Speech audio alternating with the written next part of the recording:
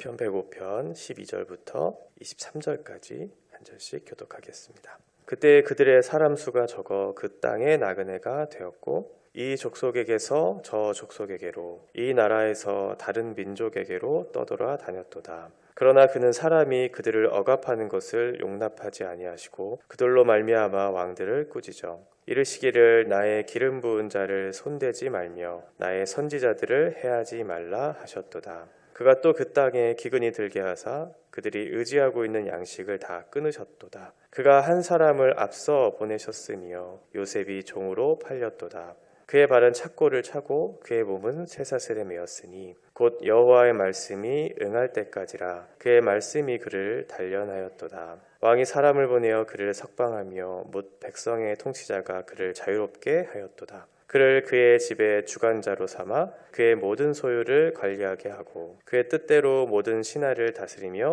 그의 지혜로 장로들을 교훈하게 하였도다. 이에 이스라엘이 애굽에 들어가며 야곱이 함의 땅에 나그네가 되었도다. 아멘. 우리는 어제 시인을 통해서 우리가 감사와 찬양을 올려드려야 되는 그런 이유에 대해서 살펴보았습니다. 역사적인 증거들을 제시하면서 이제 그 찬양의 근거가 무엇인지를 확실하게 보여주시죠. 첫 번째가 이제 족장 시대에서 일어났던 사건에 대해서, 그리고 두 번째는 출애굽 광야 시대에 있었던 일들을 통해서 하나님께서 어떻게 너희들을 인도하셨는가에 대한 부분들을 너희가 잘 상기해서 하나님의 신실하심을 너희가 붙잡아라 라고 하는 그런 메시지를 주셨습니다. 그 핵심이 무엇이었냐면 영원한 언약이었습니다. 하나님께서 먼저 그들의 백성에게 언약을 제시해 주시고 그 언약을 제시한 것들을 하나님께서 어떻게 이루시는가에 대한 부분들, 하나님이 그 일을 어떻게 행하시고 그분의 성품이 어떻게 나타나는가를 우리가 깊이 묵상하면 우리의 마음속에 찬양과 감사가 일어난다고 말씀을 드렸습니다. 그러기 위해 필요한 것은 하나님과의 친밀한 교제를 누리는 것이죠. 그분과 깊은 그런 관계를 맺는 것, 그리고 하나님께서 하신 일들을 기억하는 것, 이것이 우리가 찬양할 수 있는 이유였다 이렇게 말씀을 드렸습니다. 오늘 본문은 족장시대, 하나님께서 족장시대에 그들의 백성들을 애굽으로 왜 보내셨는가에 대한 부분이에요. 그 애굽을 통해서 하나님께서 어떻게 신실하게 이끌어 가시는가를 우리에게 보여주시려고 하는 거죠. 하나님께서 약속하신 그 약속의 땅을 보내기까지는 수많은 위기들이 찾아오고 그 과정 속에서 하나님께서 이것을 실패하게 하시는 것이 아닌가, 왜 이 길을 걷지 못하도록 우리를 이곳 가운데 두시는가라고 하는 그런 의심들이 찾아올 때가 있죠. 그 과정들을 하나님께서 걷게 하신 데에는 분명한 하나님의 뜻이 있다는 것을 오늘 본문을 통해서 확인할 수 있습니다. 오늘 본문에서는 두 사람이 대표적으로 나오는데 한 사람은 아브라함, 한 사람은 요셉을 통해서 그 역사를 회고하고 있습니다. 첫 번째 사람 아브라함 12절에 보면 그때라고 하고 있죠. 이때는 족장 시대를 얘기하고 있고 아브라함이 그 고향 친척 아버지의 집을 떠난 그때죠. 그리고 지금 나그네의 길을 걸어가고 있는 그때, 나그네라고 하는 것은 정착하지 못한 사람들이잖아요. 하나님이 약속하신 것은 땅과 자손에 대한 약속을 주셨죠. 그런데 두 가지를 지금 아직 성취하지 못한 그때, 나그네, 아직 땅을 기업으로 받지 못한 그때에 하나님께서 지금 가나안으로 보내셔서 정착하게 하시지 못하고 그 과정들을 걷게 하시죠. 왜냐하면 지금 족장들이라고 하는 것은 가족들의 공동체였거든요. 그래서 수가 그렇게 많지가 않았어요. 그런데 가나안 땅을 정복하기 위해서는 그만한 많은 사람들이 필요했을 거죠. 그러니까 아직 가나안으로 간 그때에 사람 수가 적었기 때문에 그것을 아직 땅으로 물려받지 못한 거죠. 그 가능한 때에 하나님께서 그 약속의 땅을 주시겠다고 지금 말씀하고 있는 겁니다. 나그네, 이 나그네는 게르라고 하는 이 단어는 일정 기간만 머무는 그 사람을 얘기해요. 그 사람에게 있어서 거주권은 있지만 거주권은 매우 제한된 일시적인 어떤 그런 사람이었고, 특별히 그 사람들은 재산권을 가지지 못한, 토지를 사고 팔지 못하는 사람이었으니까 당시에 이스라엘 사회에서는 고아와 과부와 함께 많은 사람들에게 환영받지 못한 최하층의 계층에 속한 그런 그룹들이었어요. 그러니까 이 족속에서 저 족속으로 갈 수밖에 없는 상황이었죠. 이 나라에서 저 민족으로 갈 수밖에 없는. 그러면 사람들로부터 어떤 생각을 갖게 할까요? 저 민족들은 정착하지 못한 민족이구나. 저 사람들이 믿는 하나님이라고 하는 분은 저 사람들에게 땅을 주시지도 못하는 그런 신에 불과하구나라는 생각을 했겠죠. 그런데 하나님께서는 그 아브라함과 아브라함 가족들을 함부로 대하지 못하도록 이렇게 하세요. 14절에 보면 그를 함부로 대하지 못하는, 그들을 억압하게 하는 것을 용납하지 못하시는 일들을 하시죠. 그러면서 왕들을 꾸짖으세요. 정처 없이 떠돌아다니는 그 민족들을 보면서 특별히 애굽에 있었던 그 사람들, 바로를 통해서 그 아브라함의 아내 사라를 빼앗기려고 하는 그런 일들이 일어나기도 하고, 20장에 가면 그랄 왕 아비멜렉을 통해서도 아내 사라를 빼앗기는 그런 위협들이 있었죠. 그때 하나님께서 그 왕들의 그런 어떤 일들을 막으시고 아브라함을 통해서 일하실 것에 대한 약속을 다시 한번 회복시켜 주시죠. 오히려 그 땅을 나오면서 많은 재산들을 가지고 나올 수 있도록 하나님께서 아브라함을 높여주세요. 왜냐하면 15절에 얘기하고 있는 것처럼 그는 나의 기름 부음 받은 자, 메시아죠, 메시아. 이건 통치자를 얘기하고 있거든요. 그리고 또 하나는 그 사람은 나의 말씀을 대언하는 사람, 나비. 그러니까 아브라함을 통해서 하나님의 나라를 세우겠다라고 하는 약속이 그에게 주어졌기 때문에, 그 나라를 통치해야 되는 사람이기 때문에, 하나님의 말씀을 대언해야 되는 사람이기 때문에 하나님께서 그 사람을 억압하지 못하도록, 함부로 대하지 못하도록 하신 거죠. 수많은 사람들에게 손가락질을 당할 수 있는 그런 상황, 나그네와 같은 인생을 살아가는 저 사람들, 많은 사람들에게 그렇게 환영받지 못하는 상황 속에서도 하나님께서는 그 사람들을 지켜주시죠. 왜냐하면 그 일을 그 사람을 통해서 해야 되기 때문에 그래요. 그러면 하나님께서 아브라함과 그의 일행들을 그 길을 걸어가면서 형통하게 하셔야 되잖아요. 그 형통을 통해서 하나님께서 일하실 것을 많은 사람들에게 보여줘야 되고, 또 아브라함 가족들에게도 필요한 내용들이었어요. 자기의 고향을 떠나서 나그네 된 곳에서 그 길을 걸어간다는 것은 쉽지 않았을 테니까 하나님께서 많은 증거들을 보여주셔야 그 길을 힘있게 걸어갈 수 있을 텐데, 지금 아브라함에게 있어서는 그런 일들이 없었다라고 하는 거예요. 오히려 기근을 주셔서 양식을 끊어지게 하시고 가나안 땅을 피하고 가나안 땅을 떠나게 하는 일들, 애굽으로 피하는 일들을 겪게 하시죠. 하나님이 아브라함에게 주신 약속의 땅은 가나안이거든요. 그런데 그 약속의 땅을 떠나도록 하세요. 그러면 정반대되는 일을 지금 하고 있잖아요. 그럼 아브라함의 입장에서는 어떤 생각을 했을까요? 하나님께서 가나안 땅을 주시겠다고 약속하셨는데 그 땅에 기근이 들어왔다. 그리고 애굽이라고 하는 나라에 피하게 됐다. 하나님은 실패하신 하나님이구나 라는 생각을 했겠죠. 그러나 하나님께서는 우리에게 약속을 이루어 가실 때 겉으로는 실패한 것 같은, 약속과 정반대되는 것 같은 길을 걷게 하실 때도 있다는 거예요. 우리가 그것을 생각해 봐야 되겠죠. 우리의 눈으로는 지금 우리가 잘못된 길을 걸어가고 있는 것 같고, 하나님께서 주신 약속의 땅을 우리가 걷지 못함으로 인해서 많은 의심이 들어갈 때도 있지만, 하나님께서는 그렇게 하지 않으신다는 것을 하나님께서 아브라함에게 확인시켜 주세요. 그게 뭐냐면 이제 자기 백성을 보호해 주시기 위해 애굽으로 보냈다는 것을 깨닫게 하시죠. 그러니까 가나안 땅에서 있었던 기근이라고 하는 것은 이스라엘 백성들에게 있어서 불행의 원인, 불행의 요소가 되는 것이 아니고 하나님의 계획의 일부였다라는 것을 깨닫게 하시는 거죠. 지금 시편 105편은 포로기에 있는 백성들을 향해서 주었던 시이거든요. 그러니까 지금 이 포로 생활을 하고 있는 사람들에게 있어서 이 시는 얼마나 큰 위로가 됐을까요? 아브라함도 큰 위기 속에서 고난을 겪는 그런 상황들. 그런데 아브라함의 끝, 그 족장들의 끝이 무엇이었냐면 그들을 형통하게 하시고 그들에게 가나안 땅을 결국 성취하게 하시는 내용들을 족장의 역사를 통해서 확인시켜 주잖아요. 그러니까 지금 포로 생활하고 있는 이 사람들에게 있어서도 동일하게 적용할 수 있는 거죠. 이해되지 않았을 거예요. 왜 우리가 하나님을 믿는 그런 사람들이 지금 바벨론 포로에 잡혀가고 있었을까? 왜 우리는 고난을 당하고 이런 어려움에 공경에 처하게 하셨을까라고 하는 그런 여러 가지 의심들이 들었을 그 상황 속에서 역사 속에서 일하시는 하나님의 일하심이 어떠한 것인지를 그들을 통해서 확인시켜 주는 거죠. 이 시인을 통해서.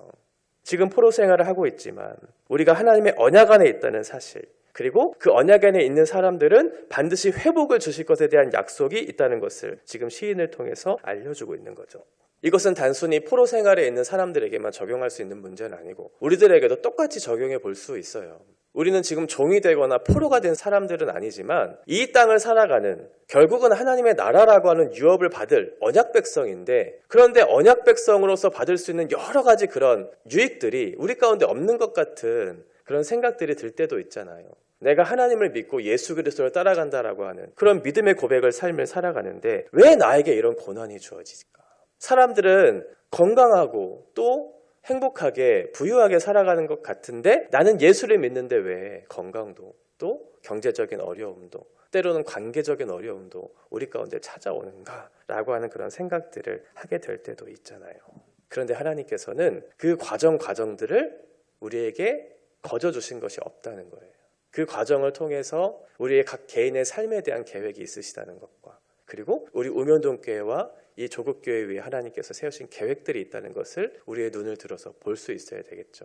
당장 주어지는 어떤 어려움들로 인해서 일희일비하는 것이 아니고 그것은 세상 사람들이 하는 거죠.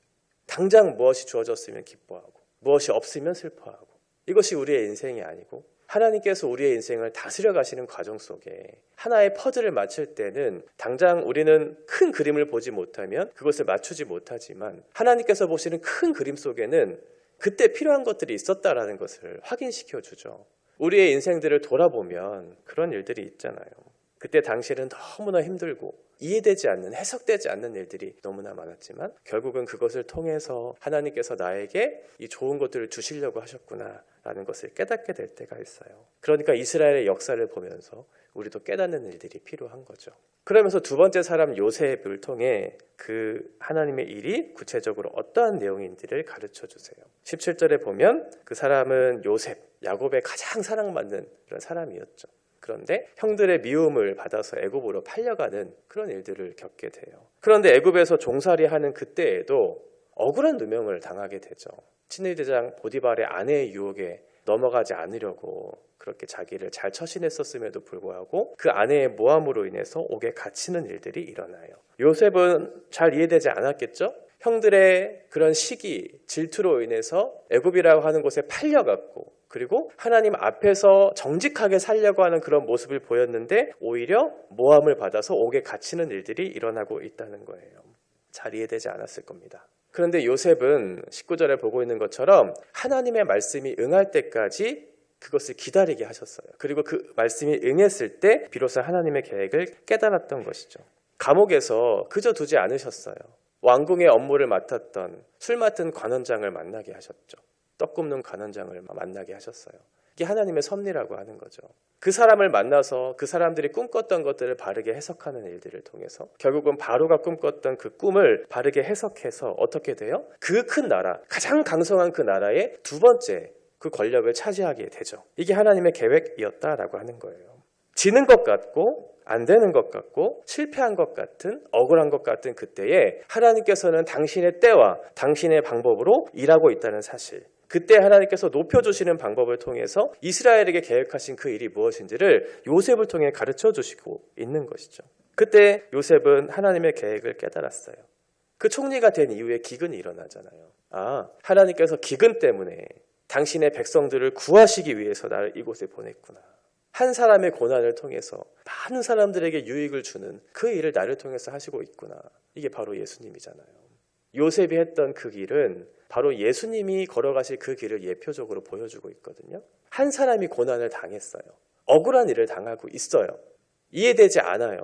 그런데 하나님께서는 그 사람을 통해서, 그 사건을 통해서 많은 사람들에게 유익을 주시고자 하시는 그 계획을 준비하고 있었다라고 하는 것이죠.